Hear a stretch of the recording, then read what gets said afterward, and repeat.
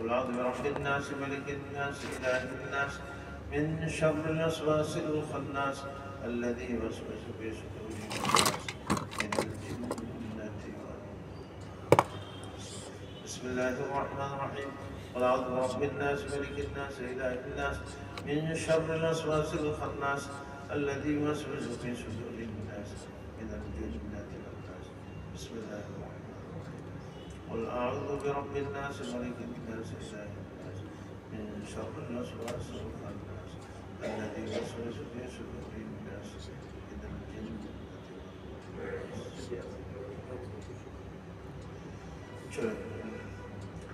صدق الله مولانا العظيم. الحمد لله نحمده ونستعينه ونستغفره ونؤمن به ونتوكل عليه ونعوذ بالله من شرور أنفسنا ومن سيئات أعمالنا من يهده الله فلا مضل له ومن يضلله فلا هادي له ونشهد أن لا إله إلا الله وحده لا شريك له ونشهد أن سيدنا وسندنا ومولانا محمدا عبده ورسوله أرسل بالحق بشيرا ونذيرا وداعيا إلى الله بإذنه وسراجا منيرا. أما بعد فقد قال الله تبارك وتعالى: أعوذ بالله من الشيطان الرجيم. بسم الله الرحمن الرحيم. قل لمن الأرض ومن فيها إن كنتم تعلمون سيقولون لله قل أفلا تذكرون قل من رب السماوات السبع ورب العرش العظيم سيقولون لله قل أفلا تتقون قل من بيده ملكوت كل شيء وهو يجير ولا يجار عليه إن كنتم تعلمون سيقولون لله قل فأنى تسحرون بل أتيناهم بالحق وإنهم لكاذبون ما اتخذ الله من ولد وما كان معه من إله إذا لذهب كل إله بما خلق ولا على بعضهم على بعض سبحان الله عما يصفون عالم الغيب والشهادة فتعالى عما يشركون. صدق الله مولانا العظيم. সূরা মুমিনুন থেকে আমরা এই তাফসীর যে ক্লাস সেটা আমরা শুরু করছিলাম।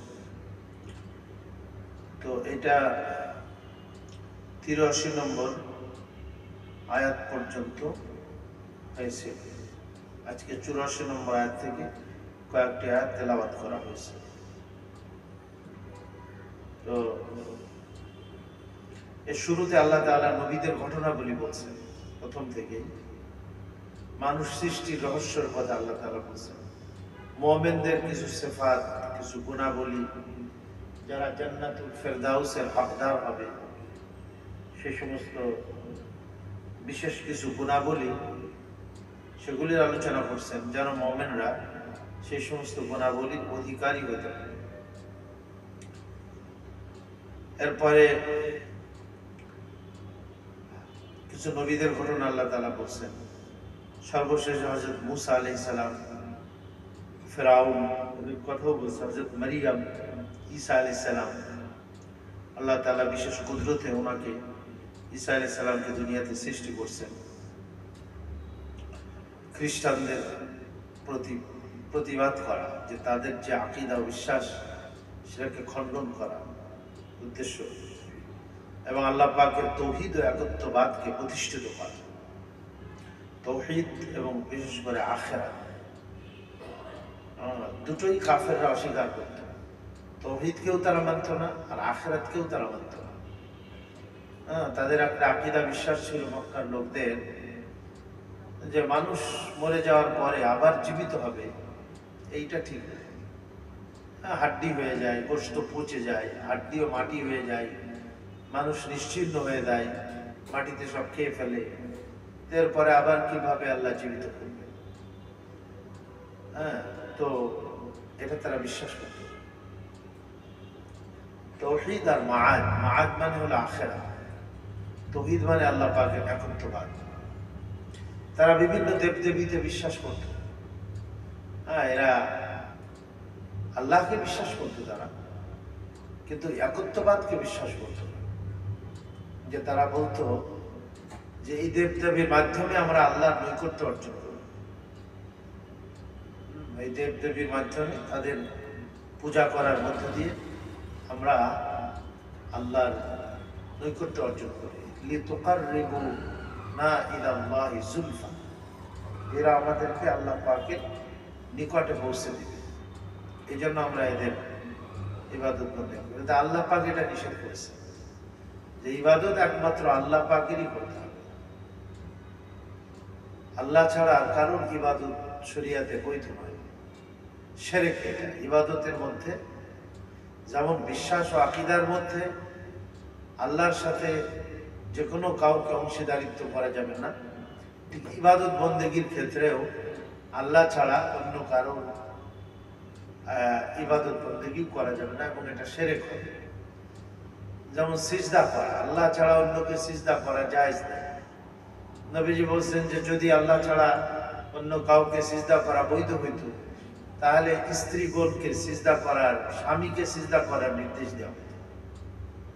এক জামানা ছিল যে সম্মানের সিজদা, ইউসুফ আলাইহিস সালামের ভাইরা ইউসুফ আলাইহিস সালামকে সম্মানের সিজদা করেছেন, এবং উনি স্বপ্নেও দেখছিলেন যে 11টা নক্ষত্র, চন্দ্র, সূর্য তারা সিজদা করতেছে ওনাকে।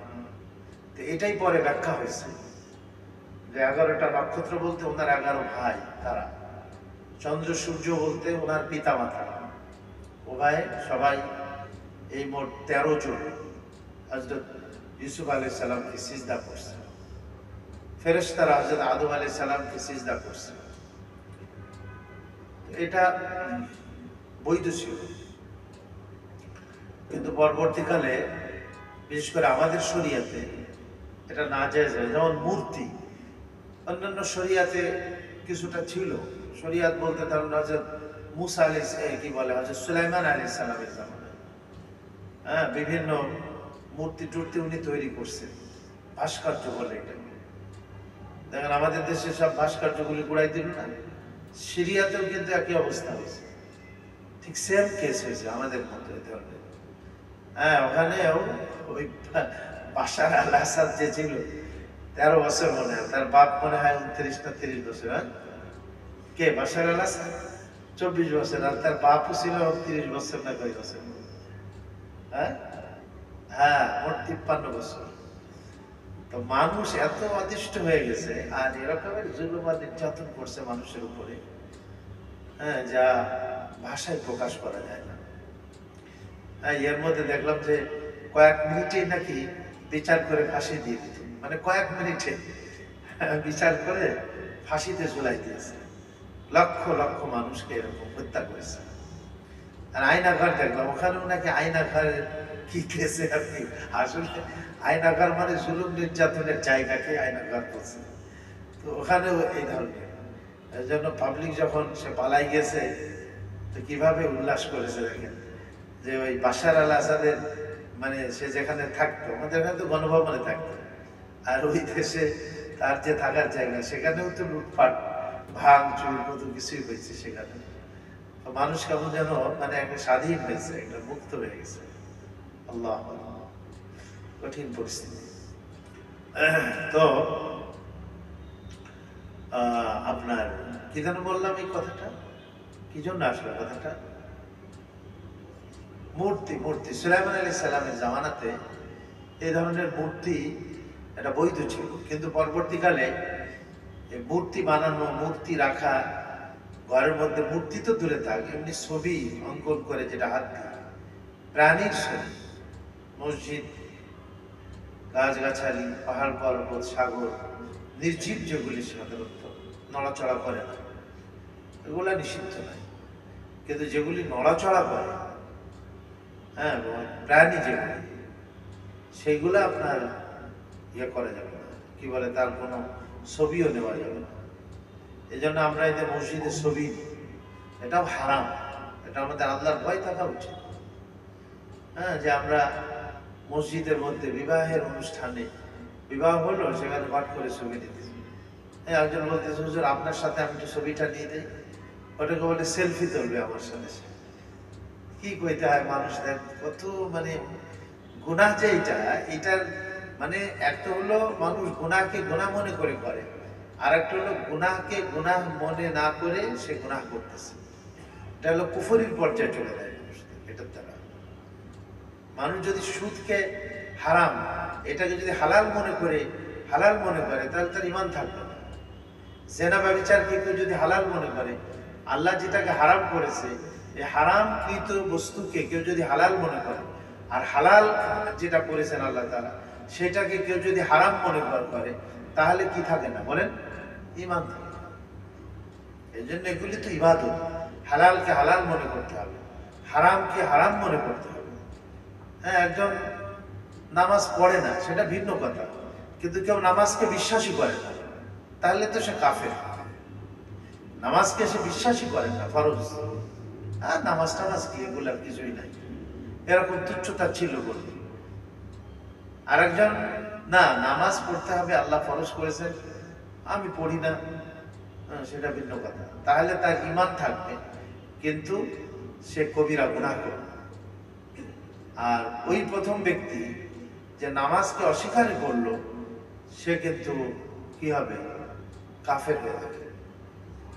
এই জন্য শরীয়তের ইবাদত এইটাও যে আল্লাহ যেটাকে হালাল করেছেন হালাল মনে করতে হবে এবং সেটা পালন করতে হবে, আর যেটাকে হারাম করেছেন সেটাকে হারাম মনে করতে হবে এবং তার থেকে বিরত থাকতে হবে।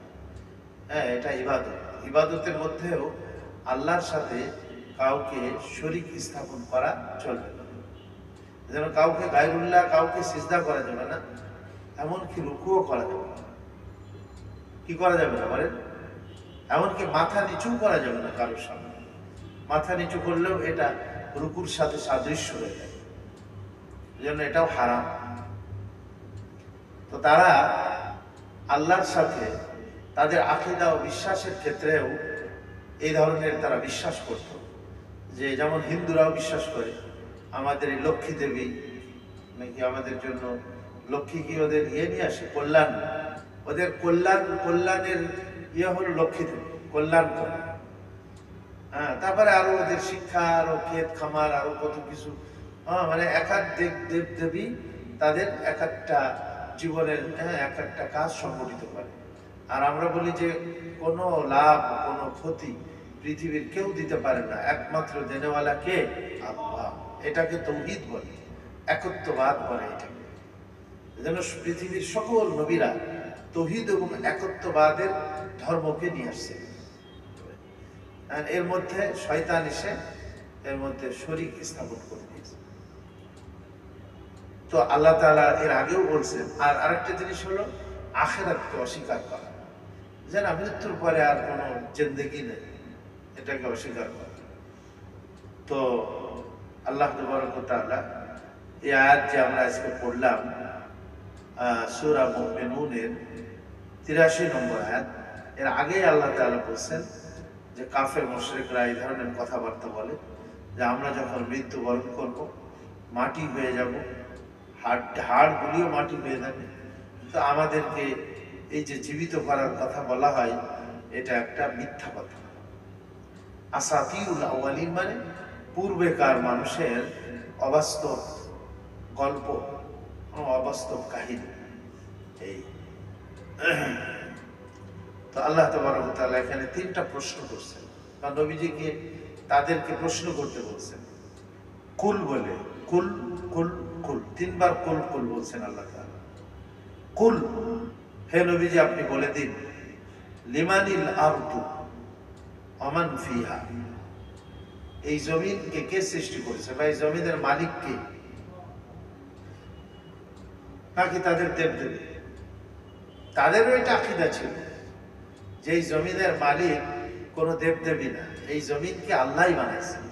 ওরা কখনোই এই কথা কোনো পাগলও বলবে না যে কোনো মূর্তি নিজেদের হাতে তৈরি করে বা তাদের দেব দেবী বা তাদের মূর্তি হোক বা বাস্তবে যখন তারা ছিল তারাই এই জমিনকে বানাইছে, এরকম কেউ বলতে পারবে না। কেননা তারা যাদেরকে দেবদেবী হিসাবে মানে, তাদের রাম বলেন, তাদের ওই কি বলেন কৃষ্ণ বলেন, তারপর আরো কি কি আছে তাদের, এইগুলা তাদেরকে তো আল্লাহ সৃষ্টি করছে। তাদেরকে কে সৃষ্টি করছে? আল্লাহ সৃষ্টি করে। তারা দুনিয়ার থেকে বিদায় নিয়ে চলে গেছে। এখন তাদের মূর্তি বানায়, তারা সেগুলাকে কি করতেছে? পূজা পাঠ করতেছে। তো তাদেরও আকীদা যে এক আল্লাহ এই কি বলে জমিনকে এক আল্লাহ সৃষ্টি করেছে। অমান ফিহা, আর জমিনের মধ্যে যারা আছে, মানুষ বলেন, জিন বলেন, আর এইখানে যত মাখলুকাত আছে জমিনের মধ্যে, এই সমস্ত মাখলুকাত এগুলি সব মালিকানা কার?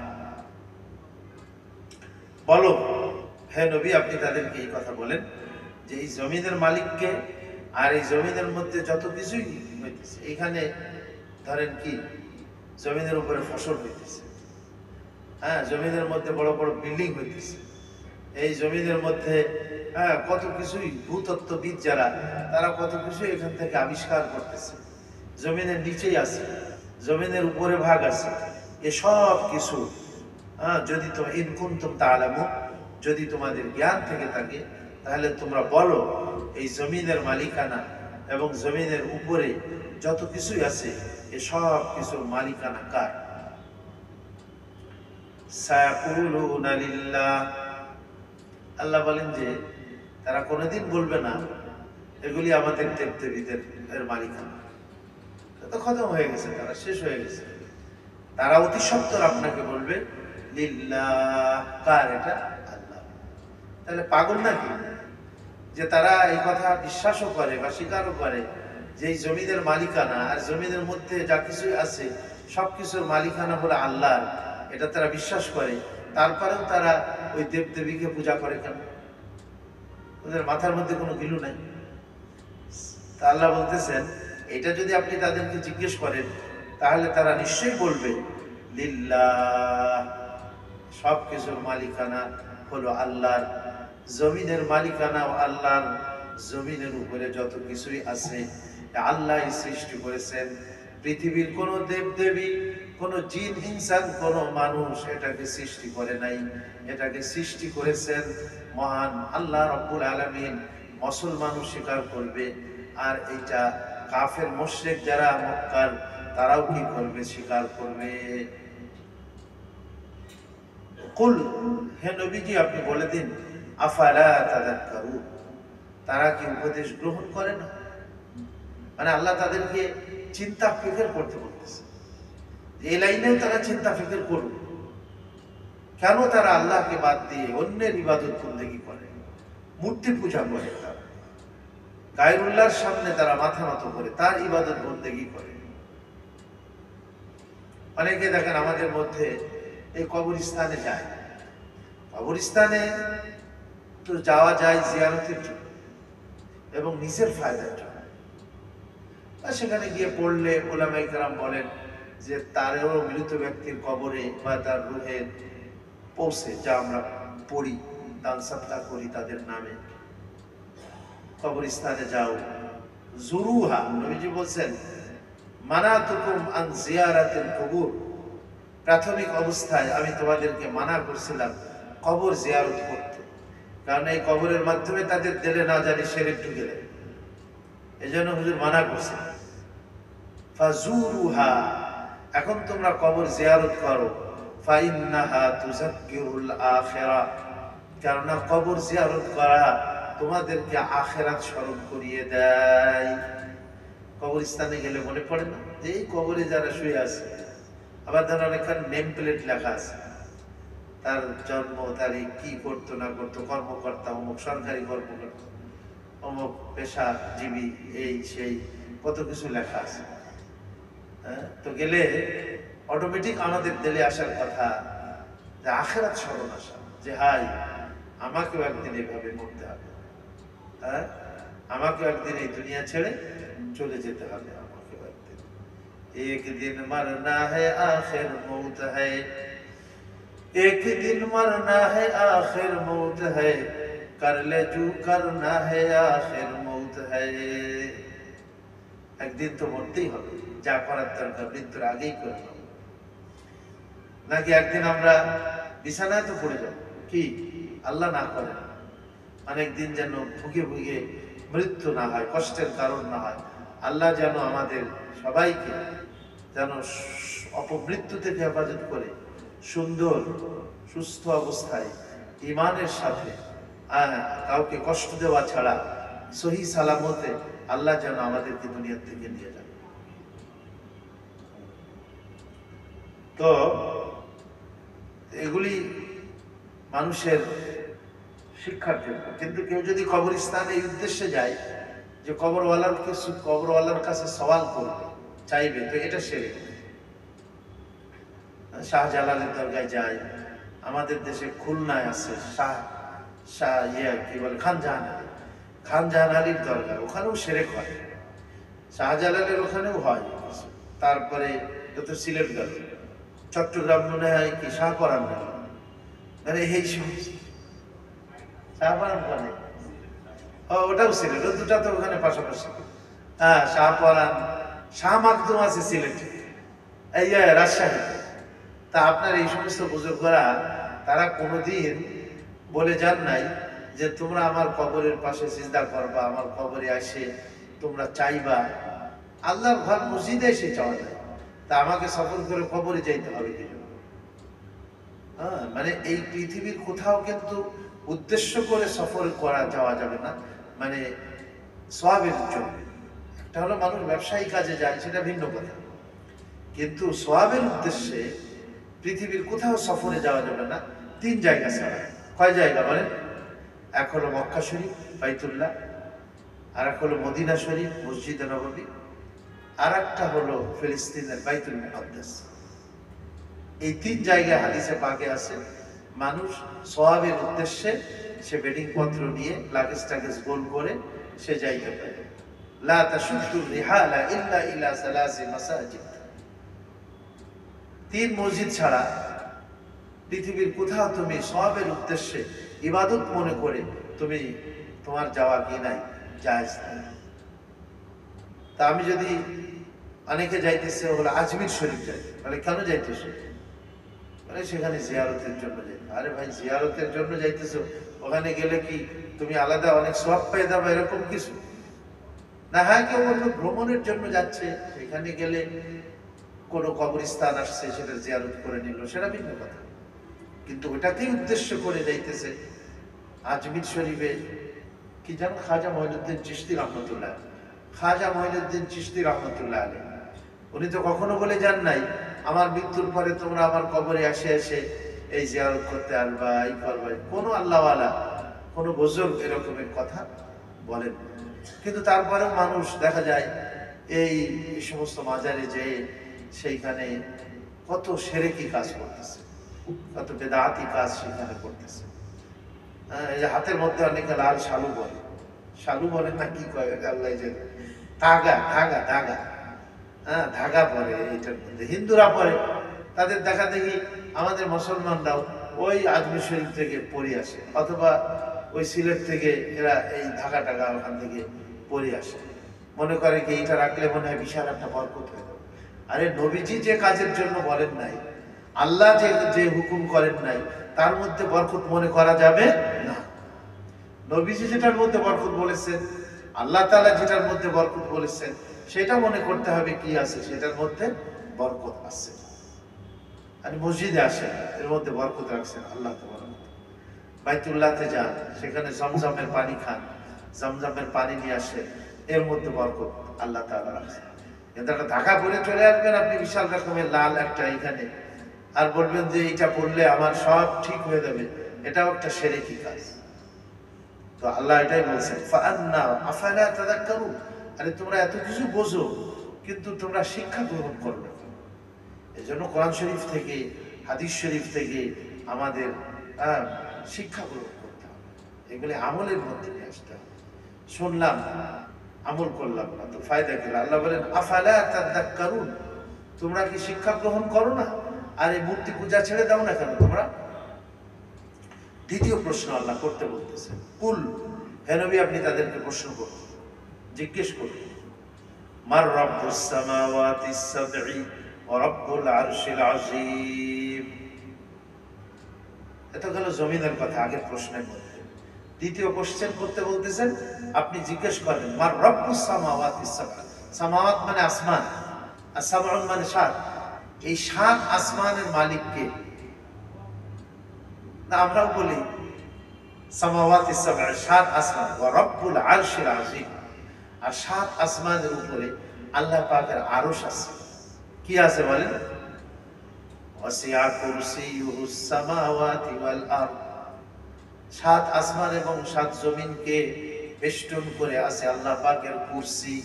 কেউ কুরসি আর আরশ একই কথা বলেছে, দুটো একই জিনিস। তো আল্লাহ পাকের আরশ, ইস্তাওয়া আলাল আরশ, আল্লাহ তাআলা আরশের উপরে সমাসীন আছেন। কিন্তু কিভাবে সমাসীন আছেন আমরা বলতে পারবো, নবীজিও এর কোনো ব্যাখ্যা দেন না। কিন্তু এটা বিশ্বাস করতে হবে, কোরআন শরীফে আল্লাহ বলছেন, হ্যাঁ, সুম্মাস্তাওয়া আলাল আরশ, আল্লাহ আরশের উপরে সমাসীন বলে তার শান অনুযায়ী। তো আল্লাহ পাকের এই আরশ, আল আরশিল আযীম মানে মহান আরশের রব। আমরা পড়লাম না কেবল, হাসবি আল্লাহু লা ইলাহা ইল্লা হু আলাইহি তাওয়াক্কালতু ওয়া হুয়া রাব্বুল আরশিল আযীম। অর্থ কি? হাসবি আল্লাহ মানে যথেষ্ট আমার জন্য আল্লাহ, যিনি ছাড়া কোনো মাবুদ নেই, তিনি মহান আরশের প্রভু, মহান আরশের রব।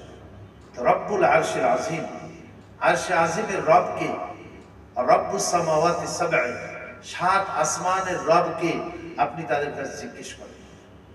কোন কাফের, কোন মূর্তি পূজক এই কথা বলবে না সাত আসমানের রব আমাদের দেবদেবী, বলবে না। তারপরে রব্বুল আরশে আরশে আযীমের, আরশে আযীমের দেবদেবী আল্লাহ, এই কথা তারা তো আসমান বিশ্বাস করে, আরশে আযীম বিশ্বাস করতো কিনা এটার ব্যাপারে কথা আছে। কিন্তু যেহেতু কোরআন শরীফ এখানে বলতে বলেছে যে আপনি জিজ্ঞেস করেন সাত আসমানের রব প্রভু এবং আরশে আযীমের প্রভুকে, তাহলে তারা মনে হয় আরশে আযীমেও বিশ্বাস করত। কি জন্য করত? এই আরশে আযীমের কথা তাওরাত এবং ইনজিলে ছিল, আর মক্কার কুরাইশরা ইহুদিদের কথা বিশ্বাস করত, যারা তাওরাত যাদের উপরে নাযিল হয়েছে। ইনজিলের কথাও বিশ্বাস করত, যে ইনজিল খ্রিস্টানদের উপরে কি হয়েছে, নাযিল হয়েছে। এই জন্য তাদের থেকে শুনে শুনে আসমানি কিতাবের অনেক কথা, কেননা মক্কার নবীজি যখন নবুয়াতের কথা বললেন, ইসলামের কথা যখন বললেন, আল্লাহর পক্ষ থেকে ওহী নাযিল হওয়ার কথা যখন তিনি বললেন, তখন তারা কিন্তু ইহুদিদের কাছে জিজ্ঞেস করছিল যে এই যে আমাদের এলাকাতে যে মুহাম্মদ, যে তিনি 40 বছর পর্যন্ত তো এগুলি বলেন নাই, কিন্তু 40 বছর পার হওয়ার পরে তিনি বলতেছেন যে আসমান থেকে এক ফেরেশতা জিবরাইল আসে ওনার উপরে ওহী পাঠান, সেগুলি আমাদেরকে উনি তেলাওয়াত করে করে শোনান। এ ব্যাপারে তোমাদের মন্তব্য কি? তো ইহুদিরাও তো বলছে, হ্যাঁ, কিন্তু ইহুদিরা এটা অকপটে বলে নাই কথাটা, তাদের মধ্য থেকে নেতৃত্ব পাইতে চাইতেছিল তারা। কিন্তু তারা যদি এটাকে স্পষ্ট করে বলে দেয় তাহলে তো তাদের নেতৃত্ব চলে যাবে। হ্যাঁ, কিন্তু তারাও বিশ্বাস করত যে এটা আখিরি জামানার নবী, এবং আমাদের নবীর উপরে মুসা আলাইহিস সালামের উপরে যেমন জিবরাইল আমিন ওহী নিয়ে আসছে, তাওরাত অবতীর্ণ হয়েছে, ঠিক এটা ঠিক যে এই মুহাম্মাদের উপরেও আসমান থেকে ওহী কি হয়, অবতীর্ণ হয়। তো তারাও বলছে এদের যে হ্যাঁ, ইনি নবী। হ্যাঁ, কিন্তু আসলে এদের হলো বাপদাদাদের ধর্ম, আর ওরা হলো নেতৃত্বের জন্য ইহুদিরা এটাকে গ্রহণ করে না, আর এরা হলো বাপদাদাদের ধর্মের কারণে আমরা বাপদাদাদের ধর্ম পরিত্যাগ করব না, এই কারণে এরা সত্যকে গ্রহণ করলো না। এই জন্য ওই ইহুদি এবং নাসারাদের, তারা যেহেতু আরশে আযীমের কথা তারা বিশ্বাস করত, তাদের আসমানি কিতাবের মধ্যে ছিল, তো তাদের থেকে শুনে শুনে এরাও আরশে আজিমের কথা বিশ্বাস করত। তো এই 7 আসমান এবং এই আরশে আজিমের রবকে আপনি ওই কাফেরদের একটু জিজ্ঞেস করেন। দ্বিতীয় কোশ্চেন আল্লাহ তাআলা এটা করতে বলছেন। তো সায়াকুলুনা লিল্লাহ, তারা বলবে এই 7 আসমান এবং এই আরশে আজিমের মালিক কে? আল্লাহ। এবং এর মধ্যে চন্দ্র সূর্য আছে, এর মধ্যে লক্ষ কোটি গ্রহ উপগ্রহ আছে, তারকারাজি আছে, আরো না জানি কি কি আছে প্রত্যেক আসমানের উপরে। মানুষ আজকাল কত মঙ্গল গ্রহ, বুধ, বৃহস্পতি, আরো কত কত গ্রহ মানুষ, এবং সেগুলাতে বলতেছে ওইখানে কত কিছু আছে। হ্যাঁ, তারা ওই পাঠাচ্ছে বিজ্ঞানীরা সেই সমস্ত মঙ্গল গ্রহে, আরো কোথায় কোথায় এগুলা। তো আপনার এগুলি তারা কি আবিষ্কার করছে। চন্দ্রের মধ্যেও তো দেখছেন নবীজি ইশারা করলে দ্বিখণ্ডিত হয়ে গেছে। তারপরে কোন বিজ্ঞানী চন্দ্রে গেছিল এবং সে যে দেখছে এইটা দেখে পরে সে কি হয়ে গেছে? মুসলমান হয়ে গেছে, যে এটা সত্যায়ন করছে সে। তো দেখা যাচ্ছে এই আসমান, 7 আসমানের মধ্যে যা কিছু আছে এসব কিছু বানাইছেন। ও যদি ওদেরকেও জিজ্ঞাসা করেন তা আল্লাহ বলেন তারাও এই কথা বলবে যে এগুলি আমাদের কোনো দেবদেবী এগুলি বানাই নাই, এগুলির মালিকানা নেই। এগুলির মালিকানা যেমন জমিন, এবং জমিনের উপরে যত কিছু আছে সব কিছু, জমিনের নিচেই যা কিছু আছে সব কিছুর মালিকানা আল্লাহ। ঠিক আসমান এবং আসমানের মধ্যে বা আসমানের উপরে যা কিছু আছে সব, এবং আরশে আজিম পর্যন্ত এসব কিছুর মালিকানা আল্লাহ। এটা তারাও বলবে। ওই ইয়াহুদিয়ারা কি বলে, মুশরিকিনরা, তারাও বলবে। আসলে আল্লাহ তাআলা শিরককে খুব ঘৃণা করে। হ্যাঁ, আল্লাহ চান যে কোনো মানুষ যেন শিরকের মধ্যে নিমজ্জিত না হয়, শিরক থেকে কি করে সে মুক্তি পায়। এই জন্য আমাদের নবীজি সর্বপ্রথম এসে শিরক থেকে বেঁচে থাকে ঈমানটাকে খালিস করারই দাওয়াত দিয়েছে। তারপরে না নামাজ, রোজা, হজ, যাকাত এবং আমাদের ইসলামী জীবনযাপন করতে যে সমস্ত হুকুম আহকাম লাগে এগুলি আল্লাহ তাআলা পর্যায়ক্রমে এটা দিয়েছেন।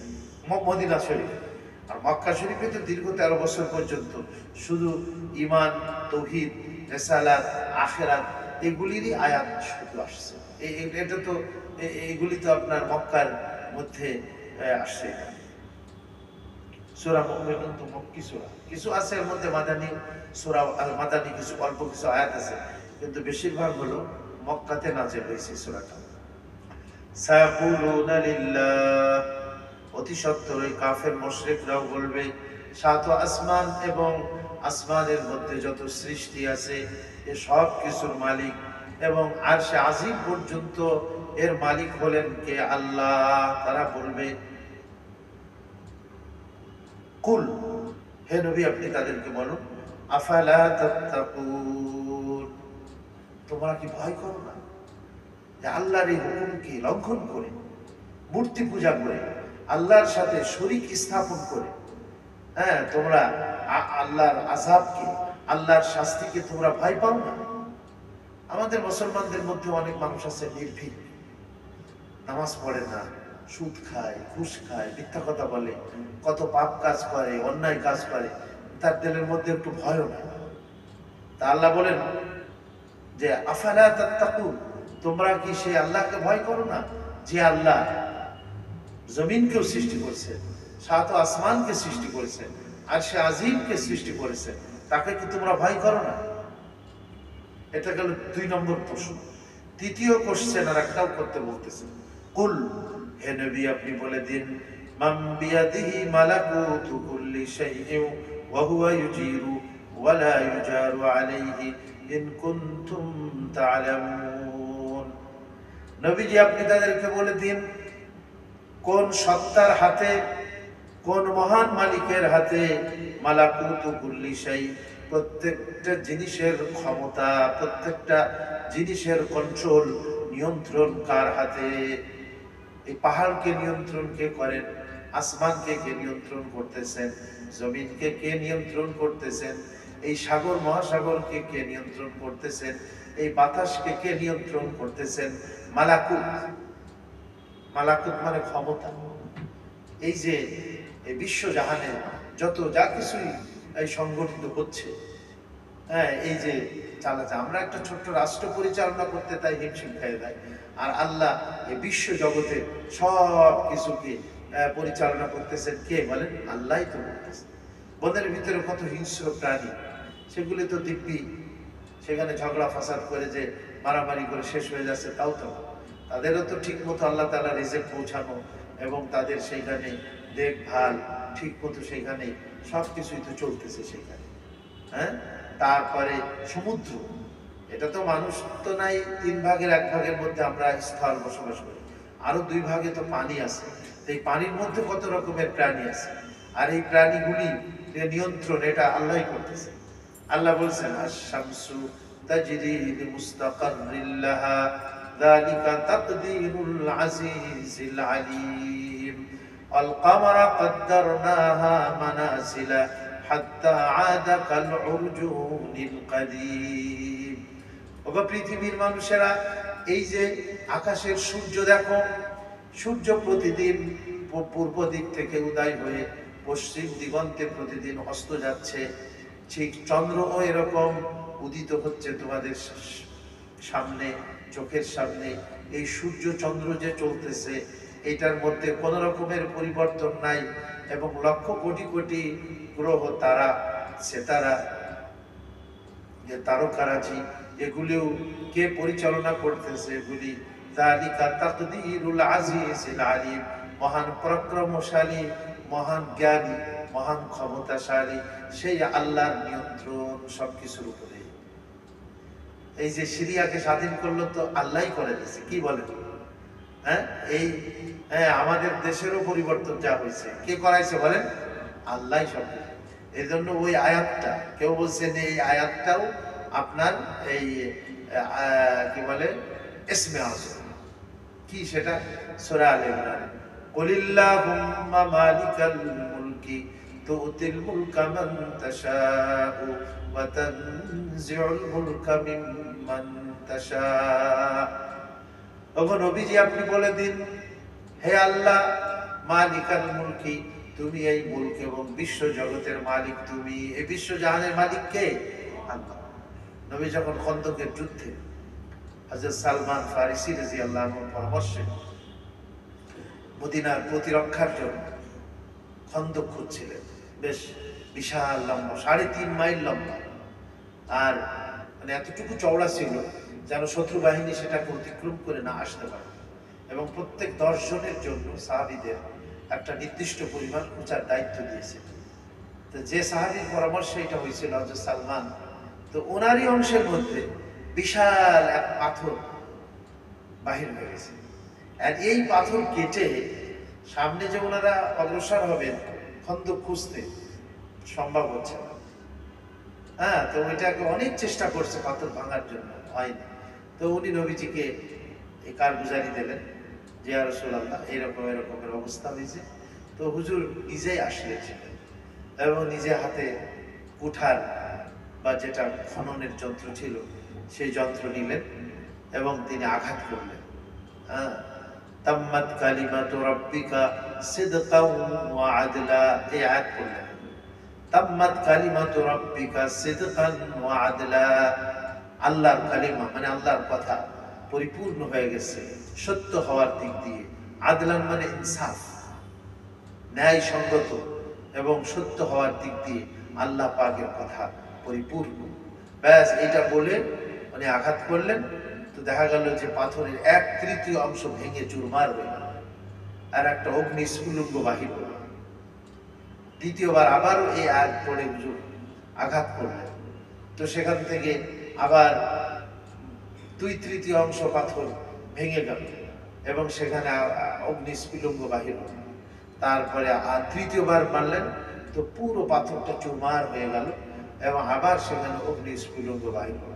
নবীজি বললেন সাহাবাদেরকে, দেখো আজকে আল্লাহ তাআলা আমাকে এই যে অগ্নি স্ফুলিঙ্গ বাহির হলো পাথরের, এখান থেকে আল্লাহ তাবারক ওয়া তাআলা আমাকে প্রথম যখন আমি আঘাত করি যে অগ্নি স্ফুলিঙ্গ বাহির হলো, এর মধ্যে আল্লাহ তাআলা পারস্য সাম্রাজ্যের অট্টালিকা আল্লাহ তাআলা আমাকে দেখাইছে, তোমরা একদিন এই পারস্য বিজয় করবে। দ্বিতীয় আঘাতে সেই অগ্নিস্ফুলিঙ্গ যখন বাহির হলো, তো আল্লাহ তাআলা রোমের প্রাসাদ আমাকে এখানে দেখাইছেন। রোম রোম একদিন এই রোমও তোমাদের অধীনস্থ হবে এবং তোমরা সেই রোমকে স্বাধীন করবে, ইসলামের ছায়াতলে একদিন আসবে। তারপর ওই সময় আর একটা শক্তি ছিল, এই যে আপনার কালো দেশ যেগুলো আছে, হাবশা টাবশা আবিসিনিয়া, এই এলাকা নিয়ে মাকুকাস বলতো এটাকে। তো এই মাকুকাস এই এলাকায় বলে এইটাও তোমাদের পায়ের নিচেই আসবে। আল্লাহ তাআলা তো মুনাফিকরা যারা ছিল তারা এটা যখন শুনলো, তো মুনাফিকরা তো আসলে আন্তরিকভাবে তো ইসলামের প্রতি তারা বিশ্বাসী ছিল না, মুনাফিক। তো তারা বলল যে আরে তোমরা আজকে শত্রুর ভয়ে পেটের মধ্যে পাথর বাঁধতেছো আর এখানে পরীক্ষা খনন করতেছো, আর তোমরা স্বপ্ন দেখতেছো কিসের? রোম আর পারস্য বিজয়ের স্বপ্ন তোমরা দেখতেছো। নবীজির কথাকে তারা কটাক্ষ করে এরকমের বিদ্রুপ করলো তারা। আল্লাহ তাআলা তখন এই আয়াতটা নাযিল করলেন, কুল, হে নবী আপনি বলে দিন তাদেরকে, আল্লাহুম্মা, হে আল্লাহ, মালিকাল মুলক, এই বিশাল জাহানের রাজত্বের মালিক হচ্ছ তুমি, তুতিল মুলকা মান তাশা, তুমি যাকে ইচ্ছা তাকে রাজত্ব প্রদান করো।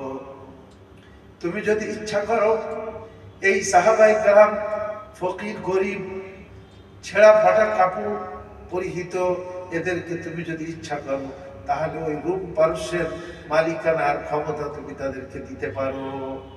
তুতিল মুলকা মান তাশাউ ওয়া তানজিউল মুলকা মিম্মান তাশা, আর তুমি যার থেকে ইচ্ছা করো তার থেকে তুমি রাজত্বকে কি করতে পারো? ছিনিয়ে নিতে পারো।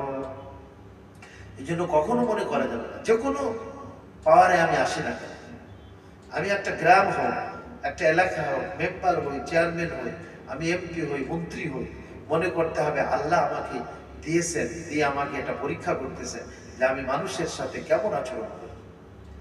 আজকে এই যে 50 বছর 54 বছর পর্যন্ত কে জুলুম আর অত্যাচার যে তারা স্টিম রোলার চালাইছে সেইখানে, বিশেষ করে সুন্নিদের উপরে কঠিন অবস্থা সেইখানে, আর এখানে ইরান সহযোগিতা করছে, আরো কারা কারা রাশিয়া সহযোগিতা করছে, হ্যাঁ, আর মুসলমানরা কত লক্ষ মুসলমান বাস্তুচ্যুত সেইখানে, বাস্তুচ্যুত মানে বাড়িঘর থেকে, আর কত লক্ষ মুসলমান মনে হয় কি হয়ে গেছে সেখানে, মারা গেছে। এর তো খতিয়ান সেগুলো এখন আসতেছে এগুলা, আর মানুষকে কিভাবে জুলুম আর অত্যাচার করে যে মারা হয়েছে সে। তা আল্লাহ পাক তো ক্ষমতা, ফিরআউনকেও তো এরকম আল্লাহ বলছেন যে ফিরআউন ইউযাব্বিহু আবনাআহু ওয়া ইস্তাহয়ী নিসাআহু, তাদের পুত্র ছেলেদেরকে জবাই করে ফেলতো আর মেয়ে কন্যা সন্তানকে জীবিত রাখত। তাহলে হাজার হাজার পুত্র সন্তানকে, নাবালক শিশুকে ফিরআউন কি করছে? জবাই করছে। তাহলে চিন্তা করেন যে ফিরআউনের মতো কাজ করছে তারা, তো ফিরআউনও তো আর থাকতে পারে না। কিন্তু এটা তো শিক্ষা নেওয়া উচিত যে এই ক্ষমতার মালিক কে? আল্লাহ। হ্যাঁ, কিছুদিনের জন্য আল্লাহ আমাকে হয়তো ক্ষমতায় দিয়েছে, কিন্তু তাই বলে মানুষ আল্লাহকে ভুলে যায় এবং মানুষ মনে করে যে মনে হয় আমি বা আমার বংশধর, আমার পরিবার চিরদিন এই ক্ষমতায় থাকবে। এটাকে মনে করা উচিত? বলেন, কেউ এলাকার চেয়ারম্যান হইলে তার উচিত যে আল্লাহ আমাকে দিয়েছে, হ্যাঁ, দিয়ে আমি কি করব? মানুষের খেদমত। দেখতেন আগে পোস্টারিং করতো, এখনো করে, ইয়ের সময়, ইলেকশনের সময় আপনাদেরকে খেদমত করার সুযোগ দিন, নাকি অমুক মার্কায় ভোট দিন, আর আপনাদেরকে খেদমত করার সুযোগ দিন। পরে দেখা যায় নিজেরই খেদমত করে, হ্যাঁ, নিজে আখের গুছাইতে থাকে। তো আল্লাহ মাফ করুক আর কি। তা আল্লাহ বলতেছেন যে হে নবীজি আপনি বলে দিন ওই কাফের মুশরিকদের বা ওই মুনাফিকদের যারা এই কথা বলতেছে যে তোমরা আজকে পেটের মধ্যে পাথর বাঁধছো আর পরীক্ষা খনন করতেছো, আর রোম আর পারস্যের স্বপ্ন তোমরা দেখতেছো বিজয়। তো রোম পারস্য আল্লাহ মুসলমানদেরকে দেয় নাই? হযরত ওমর রাদিয়াল্লাহু আনহুর সময় রোম আর পারস্য মুসলমানদের পায়ের নিচে আসে না? আসছে। তো আল্লাহই তো দেনওয়ালা। নবীজি বলছেন যে দেখো একদিন রোমের সব খাজানা তোমাদের পায়ের নিচে আসবে, রোমের সে বান্দি, পারস্যের অমুক বান্দি তোমাদের কাছে চলে আসবে তোমাদের। তো আল্লাহ তাআলা তো সেই সাহাবায়ে কেরামের কাছে আল্লাহ তাআলা এনে দিয়েছে, তুতিল মুলকা মান তাশা ওয়া তানজিউল মুলকা মিম্মান তাশা, এই রাজত্ব তুমি যাকে ইচ্ছা তাকে প্রদান করো ক্ষণিকের জন্য, আবার যার থেকে ইচ্ছা তার থেকে তুমি ছিনিয়ে নাও। তুইজ্জু মান তাশা ওয়া তুযিল্লু মান তাশা, তুমি যাকে ইচ্ছা তাকে সম্মান প্রদান করো, আর যাকে ইচ্ছা তাকে তুমি কি করো, জলিল করো, উদস্ত করো। কি সাহাবা আজমাইন, তাদের কাছে সম্মানের কোনো সরঞ্জাম ছিল না, কিন্তু আল্লাহ তাআলা সরঞ্জামহীন সাহাবাদেরকে ঈমান আর আমলের কারণে সম্মান দিয়েছিলেন কিনা আল্লাহ তাআলা। जो न थे खुद राह पर गैरों के हादी बन गए, दुर्फेशानी ने तेरे कतरों को दरिया कर दिया, दिल को रोशन कर दिया, आंखों को बीना कर दिया। जो न थे खुद राह पर गैरों के हादी बन गए, क्या नजर थे जिसने मुर्दों को मसीहा कर दिया। যারা বকরি চড়াইতে জানতেন, যারা নিজের দেশ শাসন করতে জানতেন, তারা রোম আর পারস্যকে কি করছেন, শাসন করছেন। হযরত ওমর বলতেন, তুমি খালা বাড়ি বকরি চড়াইতে আর সকালে বকরিগুলি নিয়ে বাহির হয়ে যাইতে, আবার ফিরে আসতে তুমি সন্ধ্যাবেলায়, তো বকরি ঠিকমতো গুনে নিয়ে ঠিকমতো একটা দুইটা হারাই যাইতো, ঠিকমতো গুনে নিয়ে আসতে পারতে না। আর আল্লাহ পাক তোমাকে এখন অর্ধ পৃথিবীর বাদশা বানাইছে। সুবহানাল্লাহ। তো আল্লাহ তুইজ্জু মান তাশা, আল্লাহ যাকে ইচ্ছা তাকে ইজ্জত দান করেন, আর যাকে ইচ্ছা জলিল করেন। মুনাফিক, তোদের ইয়াকিন নাই আল্লাহ, যার কারণে আজকে তোরা এই কথা বলতেছে। হ্যাঁ, আল্লাহ ইজ্জত মুহাম্মদ সাল্লাল্লাহু আলাইহি ওয়াসাল্লামকে এবং সাহাবাদেরকে আল্লাহ ইজ্জত দিয়েছেন। যারাই হযরত নবী করিম সাল্লাল্লাহু আলাইহি ওয়াসাল্লামের সুন্নাতের উপরে চলবে, তার দ্বীনের উপরে চলবে, সাহাবায়ে কেরামের পথকে অনুসরণ করে চলবে, আল্লাহ তাআলা তাদেরকে ইজ্জত দান করবেন। অতুজিল্লু মান তাশা, আর ইজ্জতের সমস্ত আসবাব থাকবে তাদের কাছে, কিন্তু আল্লাহ তাকে জলিল আর বেইজ্জত করবে। আজকে কি বলেন, এই যে কি আসাদ যেন নাম ছিল, কি বললাম, বাশার আল আসাদ, বাশার আল আসাদ, এই সিরিয়ার কসাই, এ বেইজ্জত হয়ে কি তারে যাইতে হয়েছে। তো যারাই যারাই পৃথিবীতে জুলুমবাজ হবে, জালেম হবে, তাদেরকে আল্লাহ তাআলা কিন্তু বেইজ্জত করবেই করবে। কোনো ইজ্জত একমাত্র আল্লাহর দ্বীনের মধ্যে আছে। ইন্নাল ইজ্জাতা লিল্লাহি ওয়া লিরাসূলিহি ওয়া লিল মুমিনিন, ইজ্জতের মালিক হলেন আল্লাহ, এবং আল্লাহ ইজ্জত দান করেন তার রাসূলকে, এবং ঈমানদারদেরকে আল্লাহ ইজ্জত দান করেন।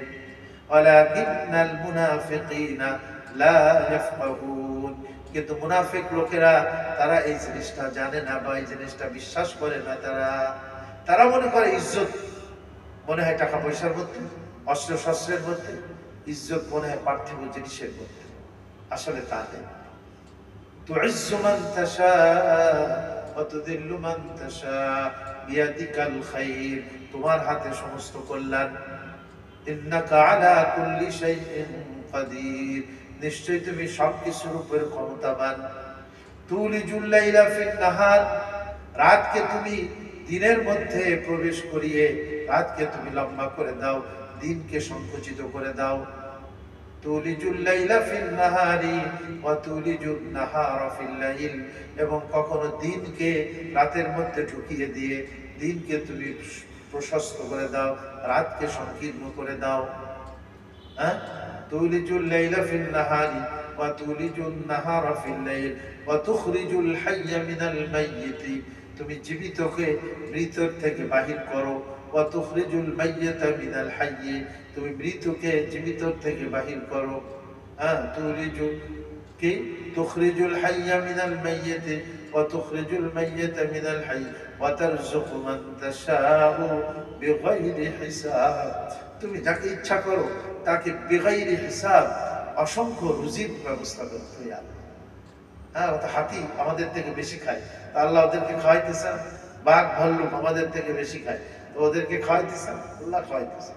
তো আল্লাহ বলতেছেন কথা, যে এই যে বিশ্ব জাহানে যা কিছুই আছে সব কিছুর পরিচালনা কে করতেছে? ওয়া হুয়া ইউজিরু, এবং আল্লাহ আশ্রয় দেন, আমাদেরকে আশ্রয় দিয়েছেন এই জমিনের মধ্যে আল্লাহ।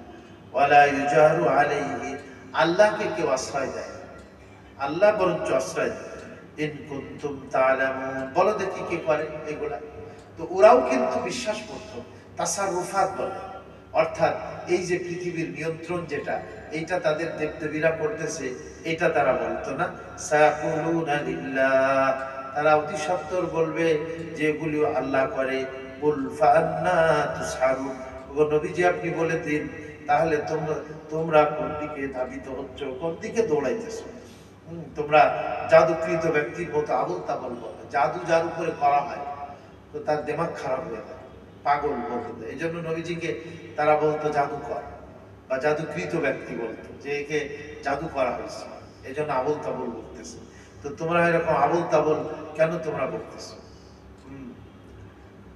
তো আল্লাহ তাবারক ওয়া তাআলা এগুলির মধ্যেও তাওহীদ এবং একত্ববাদের দলিল বর্ণনা করছেন, এবং এটা প্রশ্ন আকারে তিনটা কোশ্চেন বা তিনটা প্রশ্ন আকারে তাদেরকে পড়েছেন, এবং তারা প্রত্যেক প্রশ্নের জবাবেই তারা বলবে যে এগুলি আমাদের দেবদেবীরা করে না, এগুলি আল্লাহ করে। তাহলে তোমরা কেন এক আল্লাহর ইবাদত বন্দেগী না করে তার সাথে তোমরা তোমাদের এই সমস্ত দেবদেবী মূর্তি এগুলির পূজা করতেছ? বাল আতাইনাহুম বিল হাক্কি, আল্লাহ বলেন যে আমি তাদের কাছে হক এবং সত্য দিন নিয়ে মুহাম্মদ সাল্লাল্লাহু আলাইহি ওয়াসাল্লামকে প্রেরণ করেছি। ওয়া ইন্নাহুম লাকাযিবুন, নিশ্চয়ই তারা মিথ্যাবাদী, মিথ্যা কথা তারা বলতেছে, কিন্তু আমার নবী এবং আমি সত্যবাদী, সত্য কথা বলি। তারপরে আর একটা কথা বলে শেষ করব।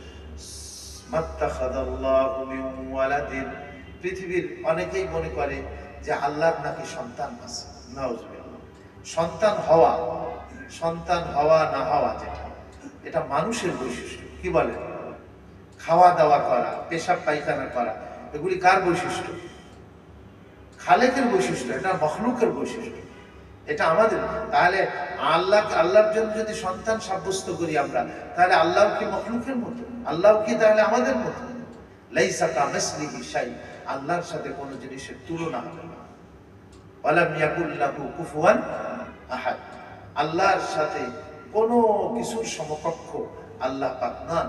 হে নবী আপনি বলে দেন হুয়াল্লাহু আহাদ, কুল হুয়াল্লাহু আহাদ, আল্লাহ এক, আল্লাহুস সামাদ, আল্লাহ বেনিয়াজ ওয়া মুকাফফি, লাম ইয়ালিদ ওয়া লাম ইউলাদ, তার কোনো আওলাদ নাই এবং তার কোনো পিতাও নাই, অন্য থেকে তিনি জন্ম নেন নাই আর তার থেকে কেউ জন্ম নেয় না।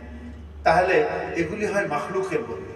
তো আপনি তাদেরকে মাত্তাখাযাল্লাহু মিন ওয়ালাদ, আল্লাহ তাআলা কোনো সন্তান কখনোই গ্রহণ করেন না। যেমন খ্রিস্টানরা বলে, মুশরিকিনরা বলতো ফেরেশতারা নাকি আল্লাহর কন্যা, আর খ্রিস্টানরা বলে ঈসা আলাইহিস সালাম নাকি আল্লাহর পুত্র। বলে আল্লাহ বলেন যে এগুলি সব মানে খামাখা কথাবার্তা। মাত্তাখাযাল্লাহু মিন ওয়ালাদিন, আল্লাহ কোনদিন সন্তান গ্রহণ করেন না। ওমা কানা মাআহু মিন ইলাহিন, এবং আল্লাহর সাথে অন্য কোনো মাবুদ শরীক নেই। আল্লাহর সাথে অন্য কোনো মাবুদ কি নাই? শরীক নেই। তাহলে এই পৃথিবীর নিজাম ঠিক থাকতো। কারণ একই রাষ্ট্রে দুই বাদশা চলতে পারে না। একই রাষ্ট্রে দুই বাদশা কি কোনোদিন চলতে পারবে না, তাদের ভিতরে কামড়া কামড়ি হবে। এ দেখেন না ক্ষমতার দ্বন্দ্ব, এটা রাশিয়া আমেরিকা, এই যে দুইটা পৃথিবীতে দুই বলায়, এরা কি সবাইকে কি করতেছে, একে অপরের উপর আক্রমণ করে গিলে খাইয়ে চাইতে। যারা একটু শক্তিশালী হয় তারা আরেকটার উপরে কি করে? আক্রমণ করে। কি কথা ঠিক কিনা? তো যদি এরকমের হইতো যে আল্লাহর সাথে অন্য ইলাহ তাই থাকতো, তাহলে সেই ইলাহ একটা রাজত্ব কায়েম করতো, আর আল্লাহ তাআলাও কি করতো? আর একটা রাজত্ব কায়েম করতো। তো দেখা যায় তো এই দুই রাজত্বের ভিতরে দ্বন্দ্ব ফাসাদ হয়ে কেউ বলতো না এখন সূর্য একটু আজকে 1 ঘন্টা পরে উঠবে, বা কেউ বলতো না আজকে দিনটা মানে একটু পরে হবে, বা রাতটা একটু লম্বা করে দিতে হবে। কি হয় না এরকম? তাহলে তো দ্বন্দ্ব ফাসাদ হয়ে যেত। তো এগুলি কখনোই কি হয় না, আপনার ঠিক মতো চলতো না। কিন্তু এই যে বিশ্ব জাহানে সব কিছু যে ঠিক মতো চলতেছে, এটা প্রমাণ যে আল্লাহর সাথে কোনো কি নাই, শরীক কেউ নাই, আল্লাহ এক। যদি আল্লাহর সাথে অন্য কোনো মাবুদ থাকতো, লা যাহাবা কুল্লু ইলাহিন বিমা খালাকা, তাহলে সেই মাবুদ তাদের অধীনস্থ যারা, তাদেরকে নিয়ে আর একটা রাজত্ব কায়েম করতো। ওয়ালা আলা বাযুহুম আলা বায, এবং একে অপরের উপরে তারা কি করতো? আক্রমণ করতো, হামলা করতো। দেখেন না ইসরায়েল সে হামলা করতেছে ফিলিস্তিন এর উপরে, লেবাননে, তারপরে ইরানেও কিছুদিন হামলা, ইরানে হামলা করছে না সে নাকি করে নাই, কিন্তু ভালো করে জেনে রাখি শিয়া কিন্তু মারাত্মক জিনিস। এই জন্য আমরা অনেক সময় চিন্তা করি যে না তারা মুসলমান শিয়া, ঠিক আছে তারা মানুষ, কিন্তু শিয়া যারা তাদের ঈমান নাই, শিয়ারা কাফের। শিয়ারা কি, যেমন কাদিয়ানীরা কি নবীর খতমে নবুয়তকে অস্বীকার করার কারণে কাফের, এই জন্য শিয়া যারা তারা আমাদের হযরত আবু বকর রাদিয়াল্লাহু আনহুর খেলাফত এবং হযরত ওমর রাদিয়াল্লাহু আনহুর খেলাফতকে অস্বীকার করার কারণে তারাও কাফের। কোরআন শরীফের একটা আয়াত অস্বীকার করলে যেরকমের, কারণ কোরআন শরীফ সমস্ত সাহাবাদের ইজমা হয়েছে, ইজমা মানে ঐক্যমত, সমস্ত সাহাবাদের ঐক্যমত্যে এই কোরআন শরীফ ৬০০০-এর উপরে আয়াত আছে। যে এখন কোরআন শরীফের একটা আয়াতকে কেউ যদি অস্বীকার করে তাহলে সাহাবাদের ঐক্যমত্যকে কি করলো, অস্বীকার করলো। হযরত আবু বকর রাদিয়াল্লাহু আনহু খেলাফতকে কেউ যদি অস্বীকার করে এবং এই কথা বলে যে হযরত আবু বকর হযরত আলীর থেকে খেলাফতকে ছিনতাই করে নিয়েছে, এটা প্রত্যেক শিয়ার এটা আকীদা যে রাসূল করিম আলাইহিস সালামের পরে খেলাফতের হকদার হলো আলী, কিন্তু আবু বকর এবং ওমর এই হযরত আলীর থেকে এটা কি করে নিয়েছে, ছিনতাই করে নিয়েছে। তাহলে এইটা যদি শিয়াদের আকীদা হয় তাহলে তো তাদের ঈমান থাকার কথা না। এই জন্য শিয়া আর সুন্নি এইটা কিন্তু মারাত্মক জিনিস। আমরা অনেক সময় মনে করি যে আরে ওই অসুবিধাটা কি, কিন্তু এটা আকীদাগত সমস্যা। এবং আরো কঠিন কঠিন আকীদা শিয়াদের এমন আছে যে সমস্ত আকীদার কারণে তাদেরকে মুসলমান বলা কি এটা মুশকিল। এই জন্য দেখলেন না যে ওরা সুন্নিদেরকে হত্যা করে এই বাশার আল আসাদ, আর এখানে ইরান তাদেরকে কি করে, সহযোগিতা করে। হ্যাঁ, এই জন্য এটা আমাদের এই বিষয়গুলিও ক্লিয়ার রাখতে হবে আমাদেরকে, যে আমরা অনেক সময় ইরানের মানে এত বেশি ভক্ত হয়ে যায়, হ্যাঁ মনে করি যে এই মানে মুসলমানদেরকে একেবারে মাথার তাজ মনে করে মুসলমানদের উন্নতি অগ্রগতি করে দেবে, এটা আমরা মনে করি। হ্যাঁ, আসলে এটা ঠিক না। তো আল্লাহ তাআলা বলতেছেন এই কথা যে সুতরাং সুবহানাল্লাহ, আল্লাহ তাআলা সমস্ত শিরক থেকে পবিত্র এবং সন্তান সন্ততি থেকে পবিত্র এবং কোন রকমের যে কোনো ধরনের দোষ ত্রুটি থেকে মহান আল্লাহ কি মুক্ত পবিত্র।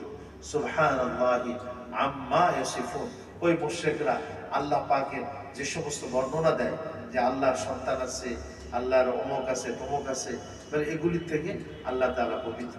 সুবহানাল্লাহি আম্মা ইয়াসিফুন, আলিমুল গায়বি ওয়াশ শাহাদা, আল্লাহ গায়েব জানেন, অদৃশ্যের সমস্ত অদৃশ্য যা কিছু আছে সবকিছু কে জানেন?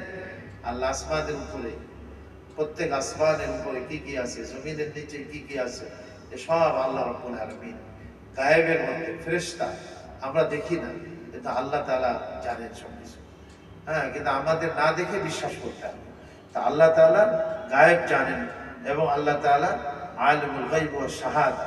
শাহাদা মানে যেটা আমরা চোখে দেখি, শাহাদা মানে কি যেটা চোখে দেখা যায়, আর গায়েব মানে কি যেটা চোখে দেখা যায় না। জান্নাতকে আমরা দেখছি বলেন, জাহান্নাম দেখছি, ফেরেশতা দেখছি, মিজান দেখছি, পুলসিরাত দেখছি, দেখি না। আমরা আমাদের নবীজিকে দেখছি, তাও তো দেখি না। তারপরে আমরা আযাবে কবরকে দেখছি, কিন্তু আমাদের বিশ্বাস করতে হবে। এই জন্য বলছে ইউমিনুনা বিল গায়ব, যারা অদৃশ্যে কি করে বিশ্বাস করে, খবর শুনে শুনে। এক দুইজন নবী তো না, কতজন নবী বলেন? হাজার হাজার নবী। তা হাজার হাজার মানুষ যে জিনিসের সাক্ষী দিয়েছে, যে জিনিসের খবর পৌঁছাইছে, তো সেইটা সত্য হবে না? কি বলেন?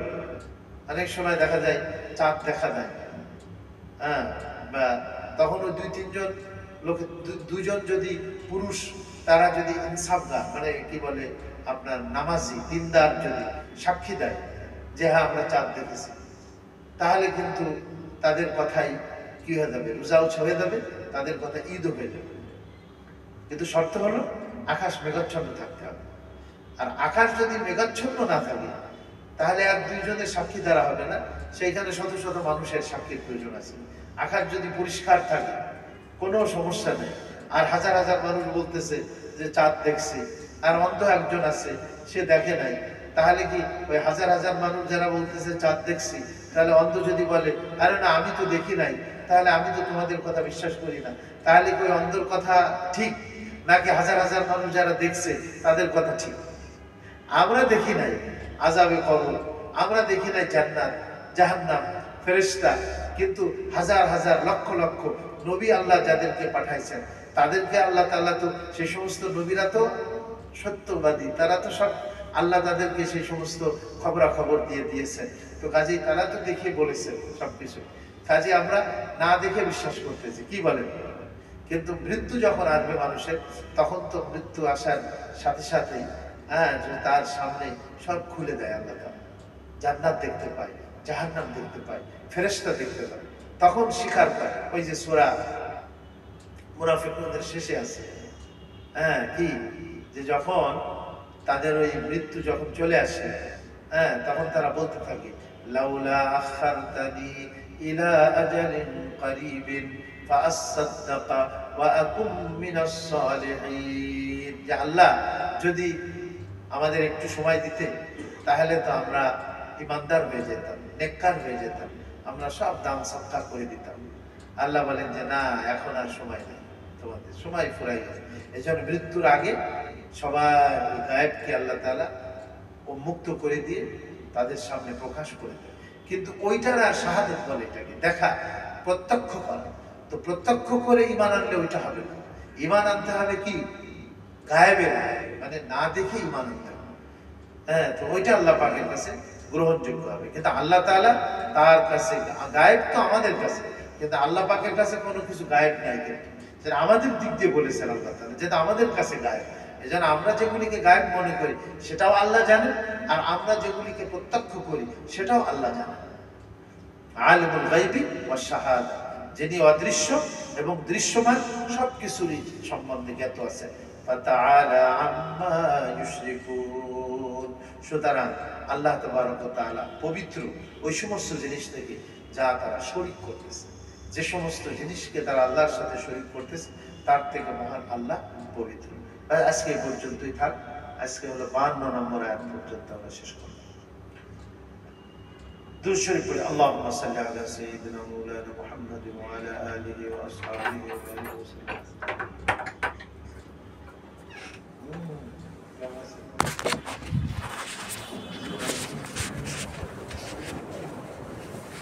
والصلاة والسلام على سيد الأنبياء والمرسلين وعلى آله وصحبه أجمعين. ربنا ظلمنا أنفسنا وإن لم تغفر لنا وترحمنا لنكونن من الخاسرين. ربنا فاغفر لنا ذنوبنا وكفر عنا سيئاتنا وتوفنا مع الأبرار. رب ارحمهما كما ربياني صغيرا. ربنا لا تزغ قلوبنا بعد إذ هديتنا وهب لنا من لدنك رحمة إنك أنت الوهاب. আয় আল্লাহ, আমরা তোমার প্রতিভায় গুনাহগার বান্দা। আয় আল্লাহ, আমাদের জীবন আয় আল্লাহ কখন অবসান হয়ে যায় আমরা জানি না, কখন তোমার দরবারে হাজির হয়ে যায় হতে হয়। আয় আল্লাহ, আমাদের সবাইকে তুমি মাফ করে দাও। জীবনের কৃত সকল ভুল ত্রুটি তুমি ক্ষমা করে দাও। সগীরা কবিরা জানা অজানা শিরকি বিদআতি কত যে নামাজ আমরা হয়তো নষ্ট করেছি, অথবা যেভাবে পড়া উচিত ছিল সেভাবে আমরা পড়তে পারিনি, ত্রুটি বিচ্যুতি হয়ে গেছে। তুমি আমাদের সকল ত্রুটি বিচ্যুতি মাফ করে দাও। সগীরা কবিরা জানা অজানা শিরকি বিদআতি জাহিরি বাতিনি আয় আল্লাহ সকল আয় আল্লাহ গুনাহকে তুমি মাফ করে দাও। আয় আল্লাহ মেহেরবানি করে আয় আল্লাহ তুমি আমাদের কোরআন সুন্নাহ মতো চলার তৌফিক দিয়ে দাও মাওলা। আয় আল্লাহ আজকে সিরিয়াতে সুন্নিদের বিজয় হয়েছে, সেখানে আয় আল্লাহ বিজয় ধরে রাখার তৌফিক তুমি নসিব করো। সমস্ত ষড়যন্ত্রকে আয় আল্লাহ তুমি রুখে দাও। ইহুদি ষড়যন্ত্র, কাফের মুশরিকদের ষড়যন্ত্র আয় আল্লাহ সব ধূলিসাৎ করে দাও। আয় আল্লাহ খাস করে সেখানে মানুষের যে অধিকার আছে আয় আল্লাহ, সে দেশের মানুষের অধিকার, তাদের বেঁচে থাকার অধিকার, দ্বীনের অধিকার, ধর্মীয় অধিকার আয় আল্লাহ সেগুলি তুমি তাদের প্রদান করো। আয় আল্লাহ যারা মাজলুম তাদেরকে তুমি সাহায্য করো। আল্লাহ জালেমকে হেদায়েত দাও, নতুবা জালেমকে তুমি নিস্তানাবুদ করে দাও। যারা আমাদের দেশের ষড়যন্ত্র করছে তাদেরকে হেদায়েত দাও, নতুবা তোমার কুদরত দিয়ে নিস্তানাবুদ করে দাও। আমাদের দ্বীন ঈমান নিয়ে বেঁচে থাকার পরিবেশকে তুমি কায়েম করে দাও। মেহেরবানি করে আমাদের সার্বিক জীবনে সুখ শান্তি সফলতা কাম নসিব করে দাও। ছেলে মেয়ে বীর বাচ্চা তাদের মধ্যে তোমার ভয় নসিব করে দাও, হেদায়েত দিয়ে দাও তাদেরকে। আয় আল্লাহ দ্বীনের উপরে চলার তৌফিক নসিব করে দাও। আয় আল্লাহ আমাদের বাচ্চাদেরকে দিনদার বানাও, আমাদের স্ত্রীদেরকে তুমি দিনদার বানাও, আমাদেরকেও দিনদার বানাও। তোমার হাবিবের সুন্নাতের উপরে চলার তৌফিক নসিব করে দাও। মেহেরবানি করে যখন মৌতের সময় চলে আসে কলেমার সাথে ঈমানের সাথে আমাদেরকে মৌত নসিব করে দিও। আয় আল্লাহ তোমার পাক কালাম সহিভাবে তেলাওয়াত করার তৌফিক দিয়ে দিও আল্লাহ। আয় আল্লাহ তোমার পাক কালাম যা আমরা শুনি বলি তার উপরে আমল করার তৌফিক নসিব করে দিও। যেন ময়দানে হাসরে এই পাক কালাম আমাদের জন্য সুপারিশ করে। আয় আল্লাহ তার সুপারিশ আমাদের সবাইকে নসিব করে দিও আল্লাহ। মেহেরবানি করে আমাদের আব্বা আম্মা দাদা দাদি নানা নানি মুরব্বিয়ান যারা অন্ধকার কবরে চলে গেছেন তাদেরকে মাফ করে দাও আল্লাহ। আর আমাদেরকে কবরে যাওয়ার আগে আগে ক্ষমা করে দিও, মাফ করে দিও আল্লাহ। মেহেরবানি করে আয় আল্লাহ অনেকে অসুস্থ ছেলে আলিফ আয় আল্লাহ তার জন্য দোয়া চেয়েছে, তাকে তুমি শেফা দিয়ে দাও আল্লাহ, সুস্থ করে দাও, বাক শক্তি দিয়ে দাও আয় আল্লাহ। মেহেরবানি করে আয় আল্লাহ আমাদের যাদের যাদের যে সমস্যা আছে, ফ্যামিলিগত অনেক সমস্যা আছে, এই সমস্যাগুলি তুমি সমাধান করে দাও আল্লাহ। ছেলে মেয়ে নিয়ে অনেকে পেরেশানিতে, তাদের পেরেশানি তুমি দূর করে দাও।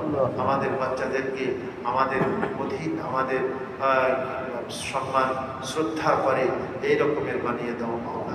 পিতা মাতা মুরব্বীদের সম্মান করে, স্ত্রীরা স্বামীকে সম্মান করে মহব্বত করে, স্বামী ও স্ত্রীকে সম্মান ও মহব্বত করে, এই তৌফিক নসিব করে দাও মাওলা। আয় আল্লাহ আমাদের প্রত্যেকের মধ্যে তোমার ভয় নসিব করে দাও। আয় আল্লাহ, আয় আল্লাহ তোমার ভয়ে যেন আমরা গুনাহ থেকে, হারাম কাজ থেকে বিরত থাকতে পারি, এই তৌফিক দিয়ে দাও। তোমার রহমতের আশায় যেন আমরা প্রত্যেকটা তোমার হুকুমকে পালন করতে পারি, এই তৌফিক নসিব করে দাও মাওলা। রব্বানা তাকাব্বাল মিন্না ইন্নাকা আনতাস সামিউল আলিম ওয়া তুব আলাইনা ইন্নাকা আনতাত তাওয়াবুর রহিম। আয় আল্লাহ মৃত্যুর আগে আগে আমাদের সবাইকে মসজিদের সাথে সম্পৃক্ত হয়ে যাদের দিল মসজিদের সাথে লটকানো থাকবে, ময়দানে হাসরে তুমি তাদেরকে আরশের ছায়া প্রদান করবে। আয় আল্লাহ আমাদের দিলকে মসজিদের সাথে লটকায় দাও, যেন আমরা তোমার এই 5 ওয়াক্ত নামাজ ফরজ হুকুম সেটা আমরা মসজিদে এসে আদায় করতে পারি, এই তৌফিক নসিব করে দাও। রব্বানা তাকাব্বাল মিন্না ইন্নাকা আনতাস সামিউল আলিম ওয়া তুব আলাইনা ইন্নাকা আনতাত তাওয়াবুর রহিম। সুবহানা রাব্বিকা রাব্বিল ইজ্জাতি আম্মা ইয়াসিফুন ওয়া সালামুন আলাল মুরসালিন আলহামদুলিল্লাহি রাব্বিল আলামিন। আল্লাহ